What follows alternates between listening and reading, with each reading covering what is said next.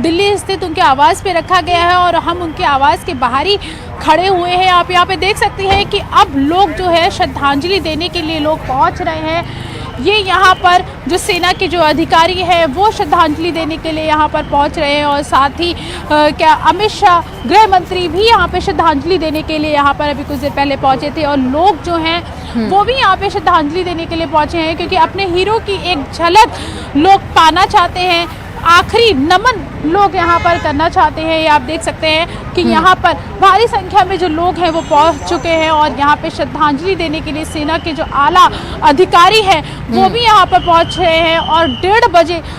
उत्तर प्रदेश के मुख्यमंत्री योगी आदित्यनाथ यहाँ पर पहुँचेंगे और इसके साथ ही पुष्कर सिंह धामी उत्तराखंड के जो मुख्यमंत्री हैं वो यहाँ पर पहुँच चुके हैं और अभी बस कुछ देर में ही राष्ट्रपति रामनाथ कोविंद भी यहाँ पर पहुँचेंगे और ये आप साफ तौर पे देख सकते हैं कि किस तरीके से अंतिम विदाई देने के लिए यहाँ पर सेना के अधिकारी और नेता जो हैं पहुंच रहे हैं। राहुल गांधी यहाँ पर पहुंचेंगे, अभी दिल्ली के मुख्यमंत्री अरविंद केजरीवाल यहाँ पे पहुंचेंगे। भीड़ आप यहाँ पर देख रही हैं क्योंकि हर आदमी, हर वो शख्स अपने इस हीरो की आखिरी झलक पाने के लिए बेताब है। आखिरी नमन लोग कर लेना चाहते हैं और 2 बजे के करीब जो अंतिम यात्रा जो है वो दिल्ली स्थित इसी आवास से यहाँ से निकाली जाएगी और उसके बाद 4 बजे के लगभग उनका अंतिम संस्कार जो है वो किया जाएगा। सेना के जो आला अधिकारी हैं, जल थल वायु तीनों सेना के जो आला अधिकारी हैं वो यहाँ पर अंतिम विदाई, अंतिम श्रद्धांजलि देने के लिए यहाँ पर पहुँचे हुए हैं। नेता यहाँ पे पहुँचे हुए हैं। राहुल गांधी बस कुछ ही देर में यहाँ पर पहुँचेंगे अंतिम विदाई देने के लिए। तो हमें कह सकते हैं कि